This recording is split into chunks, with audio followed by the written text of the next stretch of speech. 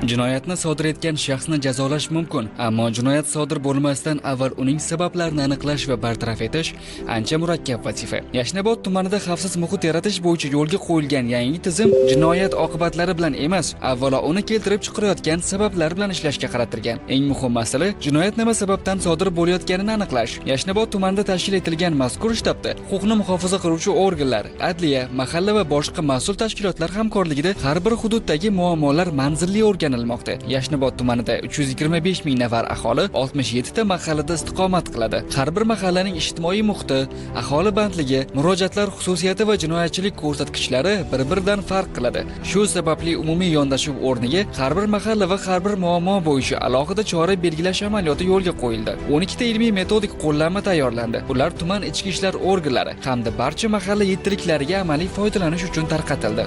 Davlatimiz rahbarining 2026-yil 5-yanvardagi qarorlarini ijrosini ta'minlash borasida Yashnobod tuman hududida bir qator ishlar amalga oshirilgan. Ya'ni aholi gavjum joylarga 128 ta kameralar, ko'p qavatli uylarning kirish joylariga 54 ta PTZ kamera, hovlilarga PTZ kameralar o'rnatilgan. Shuningdek, maktab va maktabgacha ta'lim muassasalariga kirish joylari, ochiq maydonchalariga 40 ta kameralar o'rnatilgan. Shuningdek, mahallalarning kirish joylariga 125 ta yuzni va avtoraqamlarni tanib olish kameralari o'rnatilgan. Qaror ijrosini ta'minlash borasida olib borilgan ishlarimiz natijasida tumanda jinoyatchiligimizni ancha jilovlanishiga erishilgan. Og'ir tan jarohati yetkazish jinoyati 40% ga kamayishiga, bosqinchilik jinoyatini 33% ga, bezorilik jinoyati 40% ga kamayishiga, avtoulovlarni olib qochish 60% ga, o'g'rilik jinoyati 1% ga kamayishiga erishilgan. Bundan tashqari Prezidentimizning 27-yanvar 2026-yilda o'tkazilgan yig'ilishlardan keyin tungi xizmat 3 bosqichda tashkil qilingandan keyin, ya'ni jami 16 mingtadan ortiq huquqbuzarliklar aniqlanib, ularga choralar ko'rilgan.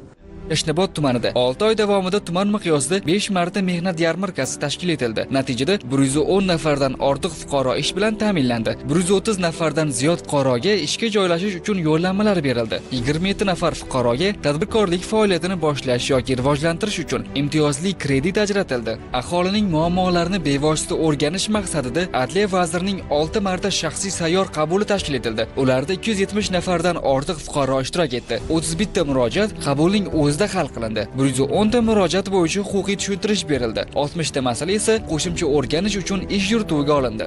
Adliya vazirligining maxsus shtabi Yashnobod tumanida tashkil etilgan. Bu shtabda asosiy vazifasi Adliya vazirligi mas'ul xodimlari, Toshkent davlat yuridik universiteti professor o'qituvchilari, xodimlari, qolaversa madad nodavlat notijorat tashkilotlar byurolari va FXDYO, ZAKS, notarius, professional mediatorlar tomonidan o'sha tumanga kelib, davlat organlari tashkilotlariga xodimlari bilan birga ishlab, ularga amaliy yordam berish. Bundan tashqari, fuqarolar bilan ochiq muloqot yo'lga qo'yish maqsadida har oyda 2 marta, gohida 3 martalab sayyor qabullar tashkil etilgan bo'lib, ular fuqarolarni bevosita qiynab kelayotgan, kundalik hayotda ko'p uchrayotgan muammolari, ularni murojaatlari bilan birga ishlanmoqda. O'sha yoshlar bandligini ta'minlash maqsadida yoshlar bilan har payshanba kuni ochiq muloqot tashkil etilmoqda. Ochiq muloqotda bevosita o'sha yoshlarni qiziqtirgan masalalarga yechim topish maqsadida ularning bandligini ta'minlash yoki bir tadbirkorlik yo'naltirish bo'yicha tegishli tushuntirishlar, amaliy yordamlar ko'rsatib borilmoqda.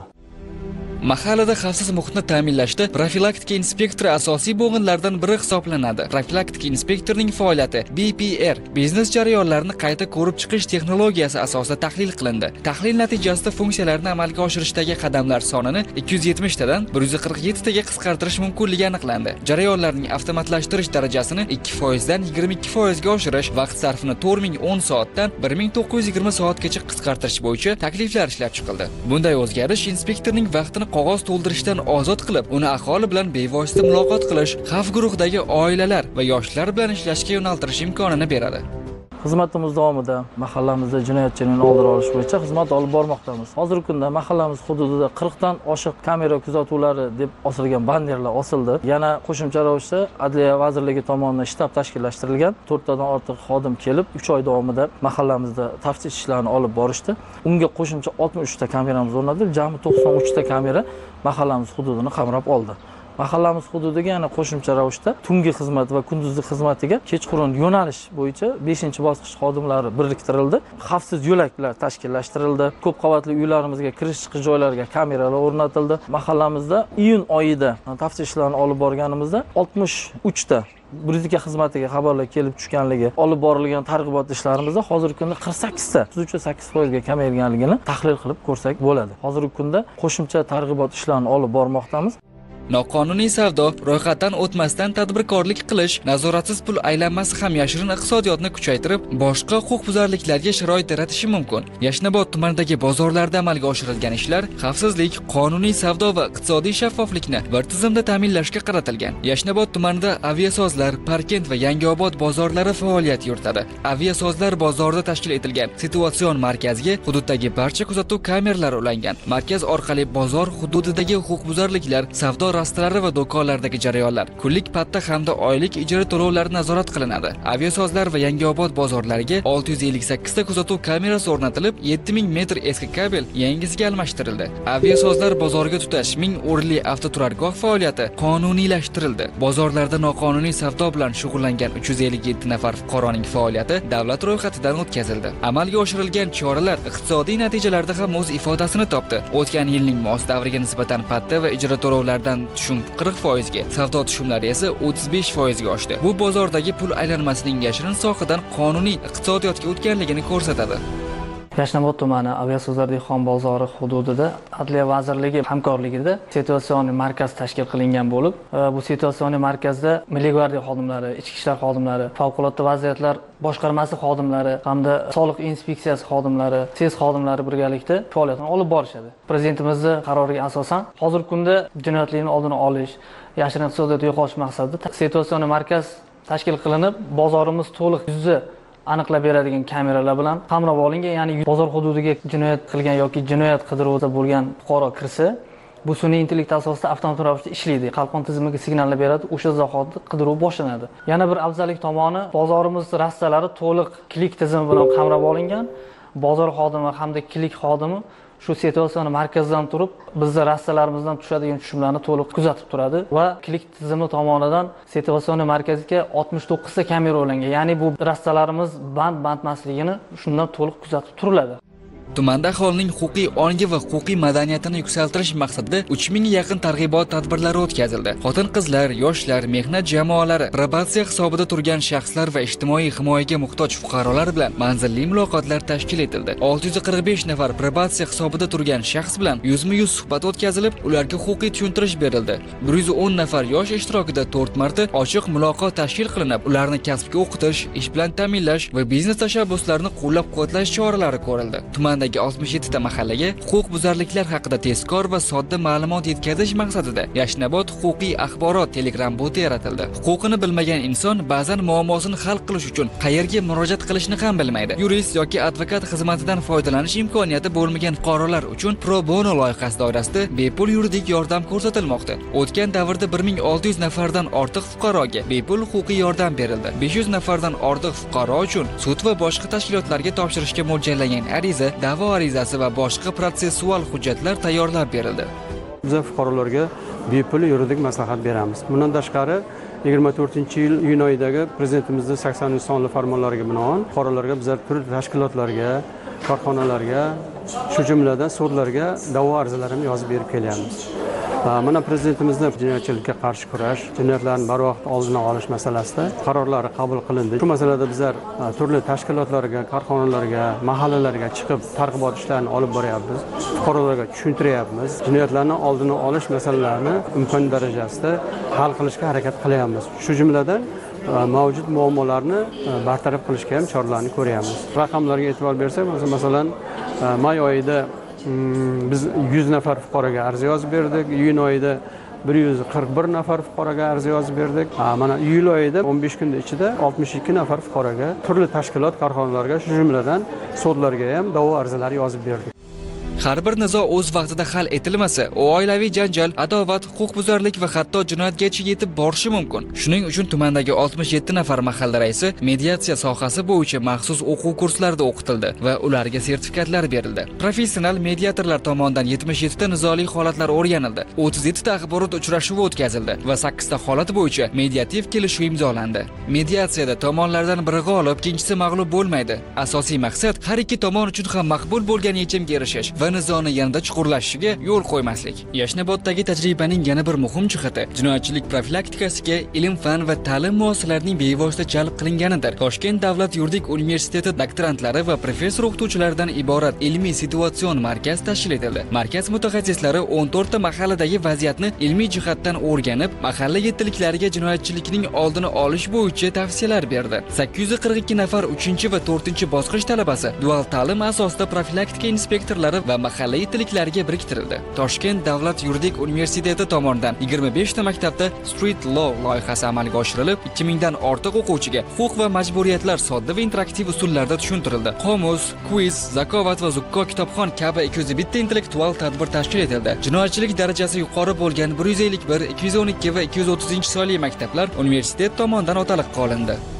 Ya'ni Street Law loyihasi talabalar o'zi huquqdagi eng muhim tushuncha. Ya'ni qaysi huquqbuzarlik hisoblanadi, oddiy huquqbuzarlik oqibati nimada, o'quvchilar bir-biri bilan janjallashsa qanaqa oqibat kelib chiqishi mumkin, huquqbuzarlikmi yo'qmi degan masalalarni talabalarimiz borib maktab o'quvchilariga tushuntirishni boshladi. Va eng muhimi oliy ta'lim muassasalariga mana birinchi marotaba prezidentimizni 2-sonli qarorlari bilan huquqiy tavsiya, natija va samaradorlik degan prinsip, ya'ni tamoyil belgilab berildi. Bu tamoyilni amalga oshirish uchun biz ilmiy situatsion markazlar tashkil qildik. Har bir tuman, Yashnobod tumani, Yangiayot tumanida biz tadqiqotchilarni yuborib, ilmiy situatsion markazlar ular tegishli ravishda katta ma'lumotlarni yig'ib, ularni tahlil bilan shug'ullandi. Va natijasida biz birinchi marotaba chet elda kriminologik strategik tahlil white paper deyilardi. O'sha white paperni biz Toshkent shahar, Toshkent viloyati va Sirdaryo viloyatlari bo'yicha joylardagi jinoyatchilikning kriminologik tahlili ishlab chiqildi. Va white paper natijasida biz kriminologik metodikalar ishlab chiqdik. Ya'ni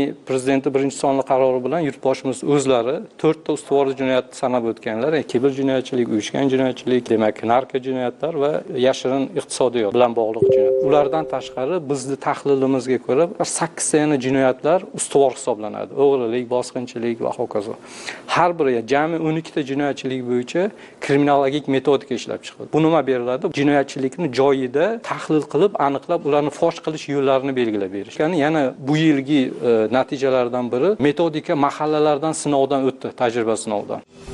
Jinoyatchilikka qarshi kurashda ma'lumotlarni tezkor tahlil qilish uchun Criminology AI platformasining beta versiyasi ishlab chiqildi. Platforma tumanda sodir etilgan jinoyatlar bo'yicha ma'lumotlar bazasini shakllantiradi. Sun'iy intellekt yordamida jinoyatlar mahallalar, turlar va ijtimoiy xavflilik darajasi bo'yicha tizimlashtiriladi. Bu orqali qaysi hududda qanday xavf kuchayishi mumkinligini oldindan tahlil qilish va profilaktik tavsiyalar ishlab chiqish imkoniyati yaratiladi. Masalan, ma'lum bir hududda o'g'rilik holatlari ko'paysa, platforma vaqt, joy, jabrlanuvchi va jinoyat sodir etish usuliga doir ma'lumotlarni taqqoslaydi. Natijada profilaktik choralari umumiy emas, aniq xavfga qarab belgilanadi. Toshkent davlat yuridik universitetida Criminology AI platformasi ishlab chiqildi. Ushbu platformamizda 4 ta modul mavjud. 4 ta modullardan birinchisi bosh sahifa moduli, tahlil moduli, brizik chaqiruvlar moduli va chatbot moduli mavjud. Bosh sahifa modulida bizga umumiy ko'rsatkichlar va jinoyatchilik xaritasini ko'rishimiz mumkin. Tahlil modulida sud hujjatlari va brizikdan kelib tushgan umumiy statistika birlashtirilgan bo'lib, unda jinoyatchilarning yoshi, jinsi, millati va barcha ma'lumotlar umumiy ko'rsatilgan bo'lib, ularda biz umumiy retsidivistlar ulushi, o'rtacha yosh ko'rsatkichlari ko'rishimiz mumkin. Keyingi modulimiz brizik chaqiruvlar moduli bo'lib, brizik chaqiruv modulida jami Yashnobod tumanida kelib tushgan 21824 ta chaqiruvlar umumiy birlashtirilgan bo'lib, ulardan necha foizi rad etilgani, necha foizi tegishliligi bo'yicha yuborilgan va birlashtirilgan, necha foiziga ish qo'zg'atilganini ko'rishimiz mumkin. Hattoki bu yerda brizikda kelib tushgan chaqiruvlar xaritasi ham mavjud. Chatbot modulida umumiy statistikalar va umumiy hujjatlar barchasi birlashtirilgan bo'lib, undan biz tezkor tahlillar, tezkor natijalar olishimiz mumkin so'rovlar asosida. manzilli profilaktika va huquqiy targ'ibot xavfsizlik infratuzilmasini mustahkamlash ishlari bilan birga olib boriladi. Aholi gavjum joylar, ko'chalar, xizmat ko'rsatish obyektlari va ta'lim muassasalarining kirish-chiqish qismlariga 326 ta kamera o'rnatildi. Ko'p qavatli uylarga 288 ta domofon va 271 ta tashvish tugmasi joylashtirildi. 669 ta obyekt texnik qo'riqlovga olindi. Tumanda 49 ta namunaviy xavfsiz ko'cha va 32 ta namunaviy xavfsiz uy tashkil etildi. 6 oy yakuniga ko'ra Yashnobod tumanida oldini olish mumkin bo'lgan jinoyatlar o'tgan yilning mos davriga nisbatan 12,7% ga kamaydi. Jinoyatchilik darajasi yuqori bo'lgan qizil mahallalar soni 6 tadan 3 taga kamaydi. 39 ta mahalla sariq, 25 ta mahalla esa yashil toifaga kiritilgan. Xavfsiz muhit, ish bilan ta'minlangan fuqaro, muammosiga yechim topgan oila, huquqini bilgan yosh, nizoni murosa bilan hal qiladigan mahalla va xavfni oldindan ko'ra oladigan tizimdir. Mahallani jinoyatchilikdan, ajrimdan va ishsizlikdan xoli hududga aylantirish maqsadida dastur ishlab chiqildi. Bu dasturga aholini qizil, sariq, yashil toifalarga ajratib kiritganmiz. Qizil toifadagi aholi bilan ko'proq ishlashga majbur bo'lamiz, chunki bular jinoyatchilikka ozgina moyilligi bo'lgan fuqarolar bo'ladi. Ular bilan tushuntirish ishlari, profilaktik ishlarni olib, ularni sariq toifaga o'tkazishga harakat qilamiz. Ishga muhtojlarning bandligini ta'minlanadi. Hatto natijasida mahallada 131 nafar ishsiz aniqlangandi. Keyin buni yana tahlil qilish natijasida haqiqiy ish so'raganlar 15 nafar chiqdi. O'shandan 7 nafari ishga joylashtirildi. 9 nafari hozir jarayonda. Nizoli oilamiz 5 ta edi. O'sha nizoli oilalar bilan ishlab, profilaktik suhbatlar olib borish natijasida 4 ta oilani yarashtirdik. Bitta oilamizni hozir jarayonda, ularni ham yarashtirishga harakat qilamiz. Yashnobod tumanidagi tajriba jinoyatchilikka qarshi kurash faqat huquqni muhofaza qiluvchi organlarning vazifasi emasligini ko'rsatmoqda. Bu jarayonda mahalla, ta'lim muassasasi, ilmiy doiralar, davlat tashkilotlari va aholining o'zi ham birdek ishtirok etishi zarur. Chunki jinoyatni fosh etish muhim, ammo uning sodir bo'lishiga yo'l qo'ymaslik jamiyat uchun yana ham muhimroqdir.